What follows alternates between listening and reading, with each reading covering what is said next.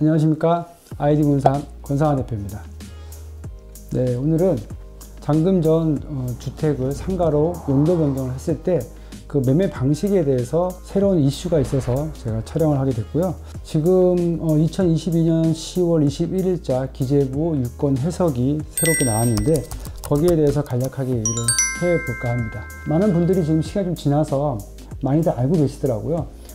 그런데 매수하시려는 분들은 워낙 이제 부동산에 관심이 많으셔서 많이들 알고 계신데, 그 매도하시는 분, 그러니까 파시려고 하시는 주택 소유자분들은 잘 모르고 계신 분들이 좀 있어서 말씀을 좀 드릴까 합니다. 자, 그동안 기존 방식은 단독 주택을 용도 변경을 해서 근생으로 바꿔서 매매를 할 경우에 잔금 전에 양도세는 계약일을 기준으로 받고요, 취득세는 잔금일을 기준으로 받습니다.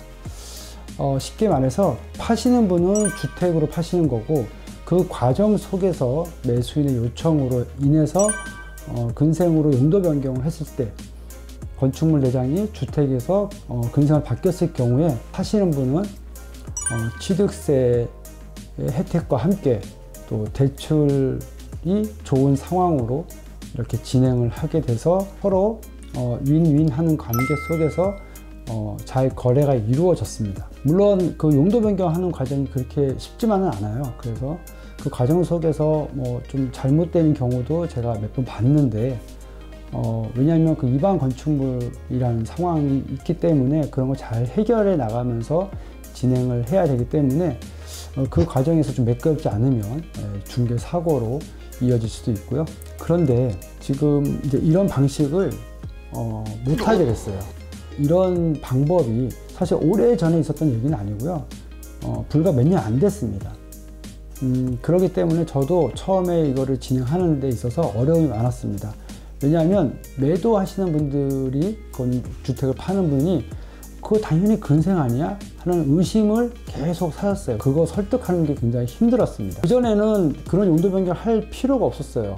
어쨌든 뭐 주택도 대출이 잘 나왔고 했기 때문에 취득세 중과도 아니었고 했기 때문에 큰 문제 없이 그냥 주택을 사서 용도 변경해서 매수하시는 분들이 그 대출을 해서 이렇게 진행을 했었는데, 법인은 주택을 소유하지 마라, 뭐 이런 정책들, 그리고 대출 규제를 꽉 묶으면서 주택으로는 도저히 건물을 살 수가 없는 상황이 됐기 때문에 용도 변경이라는 어떤 과정이 이제 새롭게 나온 거죠. 그전에는 다 멸실은 다 했었습니다. 멸실을 해서 그 토지 상태로 사시는 그런 개발업자들이 굉장히 많았기 때문에 그런 건 당연히 용인이 됐지만, 건물을 파시는 입장에서 용도 변경을 해갖고 이거를 이렇게 진행한단 말이야? 라는 의심을 많이 가졌기 때문에 그분들을 설득하는 게 굉장히 힘들었어요. 그런데 이제는 다들 아세요.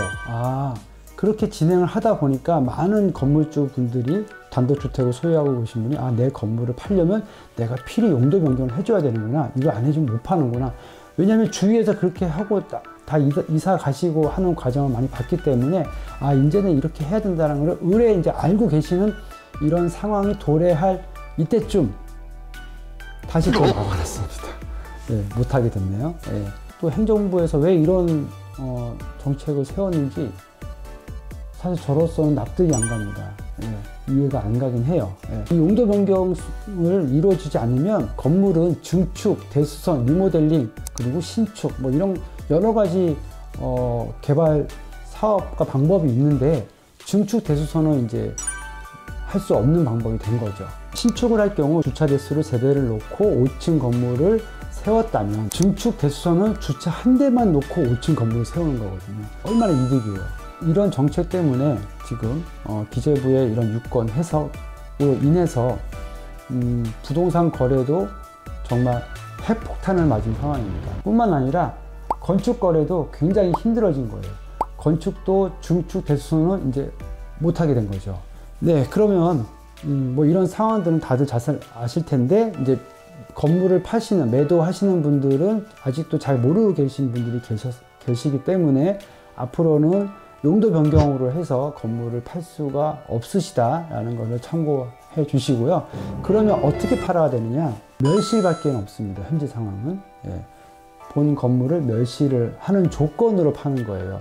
자, 그렇다면 거기에 어떤 문제가 있느냐? 내 건물을 계약금을 받고, 계약금 10% 받고 중도금 40%까지 받은 상태에서 이사를 가야겠죠. 나가고 건물을 멸시를 하고 그 멸시한 상태로 토지로 대출을 받습니다.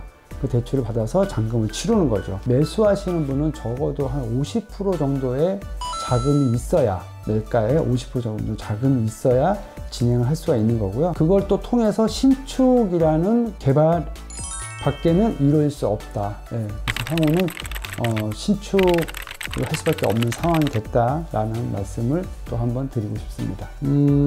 안타까운 소식이지만 또 저희가 현명하게 또 여러 가지 좋은 또 해결책을 마련을 해야 될 것 같고요. 이거는 이제 부동산의 중개뿐만 아니라 이제 건설 경기에도 막대한 영향을 끼칠 거라고 또 생각이 듭니다.